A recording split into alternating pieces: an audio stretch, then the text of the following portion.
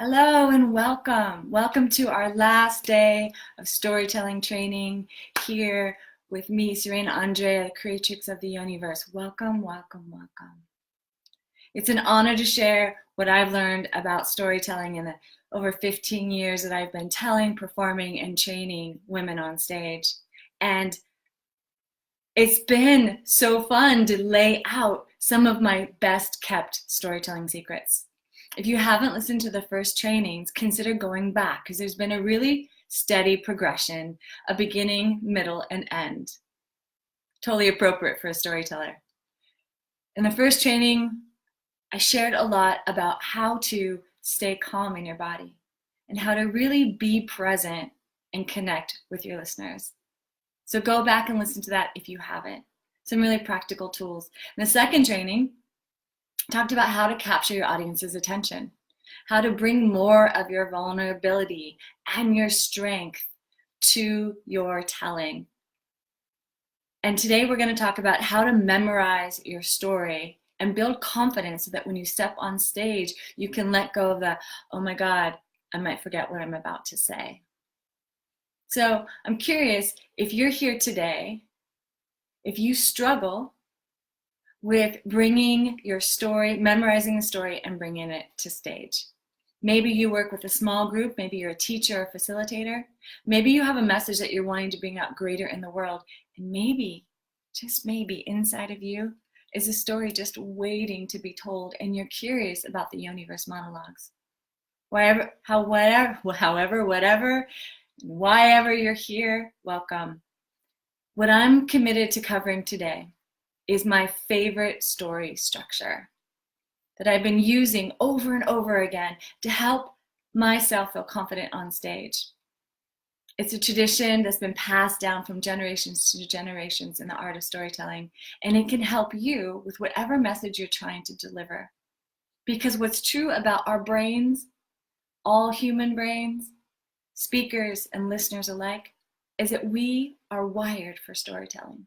It's how we gain information. It's how we climb into someone else's experience and create connection with them, wanting to know what they have to say that might be relevant to us. Now, what I'm committed to doing today is laying out an easy blueprint that you can use again and again, bringing your storytelling to life in a way that's going to build confidence for you. I've helped songwriters, I've helped TEDx speakers, I've helped businesswomen, I've helped artists, all kinds of women use this blueprint and make it their own and bring themselves to it in a really authentic way. And so I'm really excited to share this with you. In some ways, this is my favorite training of all. So if you've made it this far, congratulations. It's so wonderful to see you here. So, what is story structure? Beginning, middle, and end is something that we've been told from the very beginning, or shared from the very beginning, that's really satisfying in the realm of storytelling. I want to tease that out a little bit today and give you something extra. And so if you're just jumping on the call, please stay till the very end because I have something very special to give you at the end of this call. So let's start with the story structure. And you might want to get out a piece of paper and a pen and write this down. Super simple.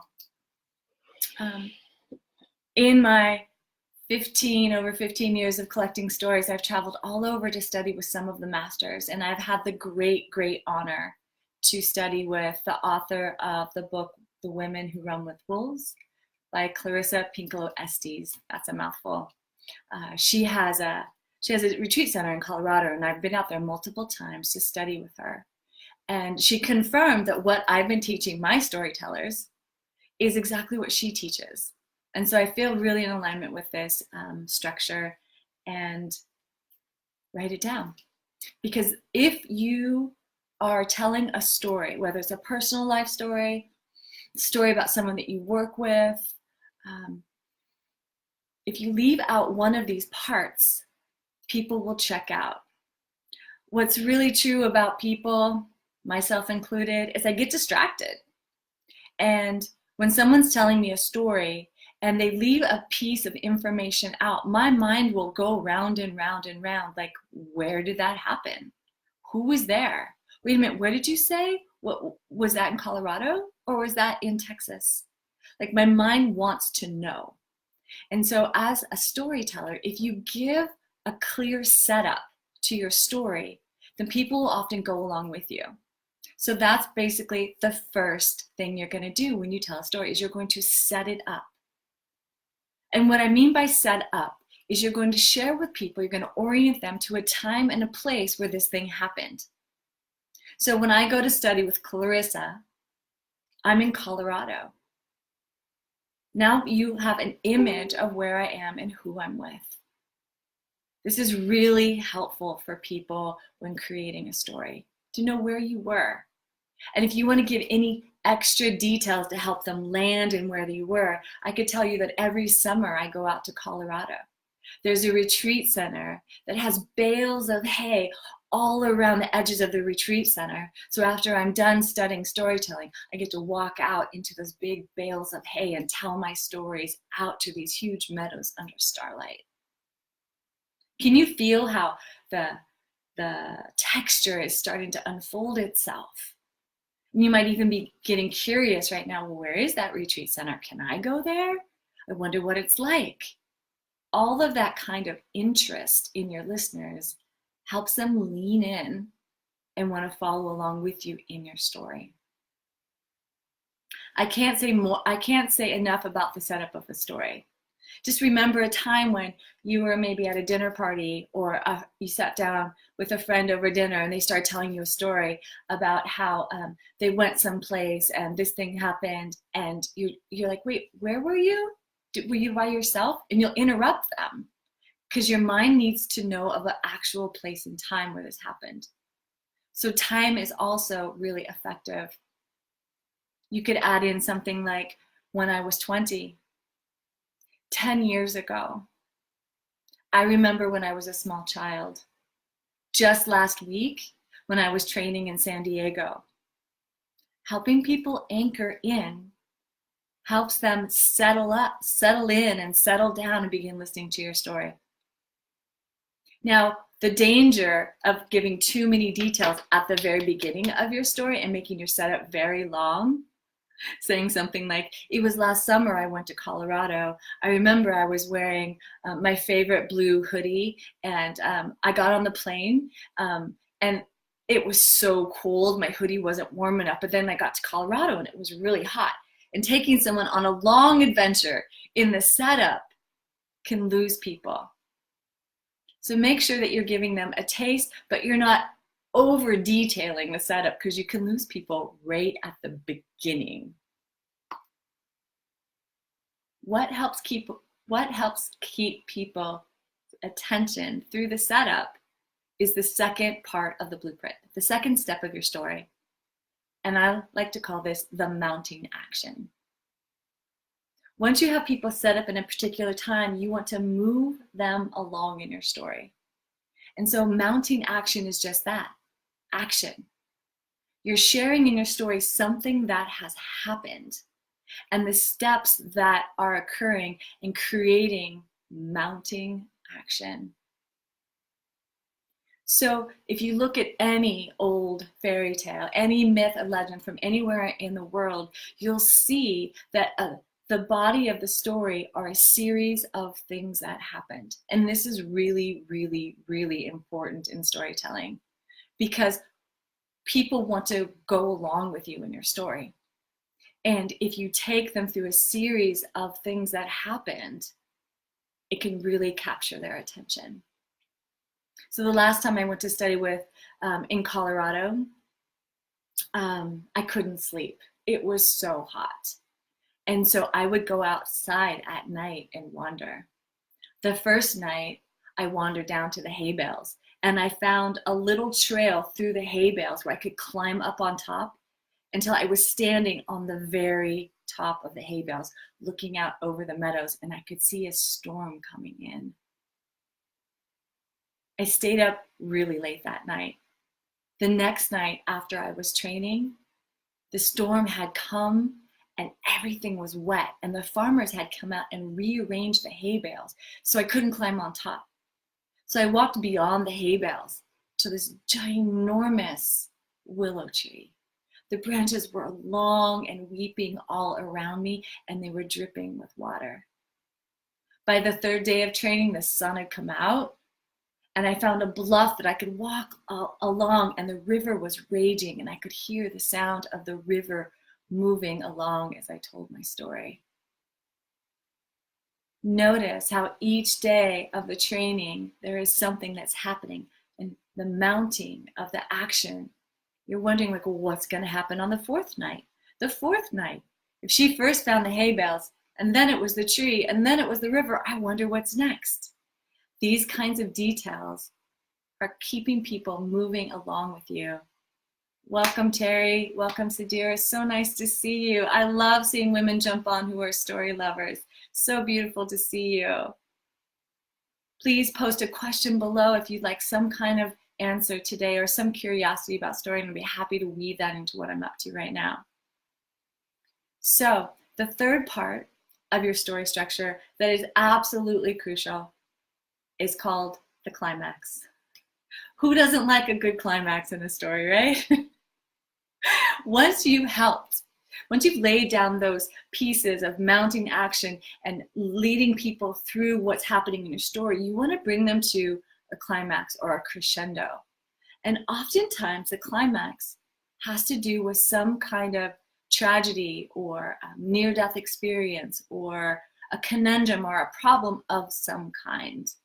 Remember yesterday I was talking about tension in the story. One of the reasons that we humans listen to stories is because we have this idea that something is at risk, and hopefully that person's going to go through that risk and come out with something on the other side. And we want to know what that is. In the before times, we use story all the time to set up, to give information to people about where to find things and how to stay out of danger, where to find things, gems, treasures, wisdom, and how to avoid problems, being eaten by the tiger, lost adventures. And so we need a little bit of both in our story. So the climax is a part of the story. You take people up to the edge of something that might happen. And that happened to me when I was in Colorado. After wandering night after night after night, I had a dream about a labyrinth. And it was really confusing to me because I was at a retreat center that was lots of meadows and cow pastures. And so I was going to breakfast, and one of the other participants asked me if I'd had a dream. She shared with me hers, and I told her, I had this dream about a labyrinth. It was really disturbing, and at the middle there was like this fire burning, and I was supposed to toss something in. And she just looked at me and said, "Did you know there's a labyrinth here?" I'm like, I have been wandering all over here and I haven't seen the labyrinth. Sure enough, it was just over there. It was so close to the center that I hadn't found it. When you take people up to a climax or a crescendo that has people lean in, what happened in the labyrinth? Why was there a fire in the middle? What was she supposed to throw in? Those kinds of details are really exciting for your listener, and they want to know. Now, the final piece that you want to share with your listeners and a structure that you can use is the resolution. Having a resolution to your story is key to helping your listener feel at ease. We like, as human beings, to have some kind of sense of happily ever after. Things got tied up well. There was some resolution. And so creating a resolution or some sense of an ending in your story is really helpful for your listeners. I've told multiple stories in my career without a resolution. I remember at a certain point in my career, I came across a fairy tale that didn't really have a resolution. And it fascinated me because I told hundreds of fairy tales and they all had some kind of moral, or the characters lost or lived something. This one didn't have an ending at all. And I, as a storyteller, was so excited.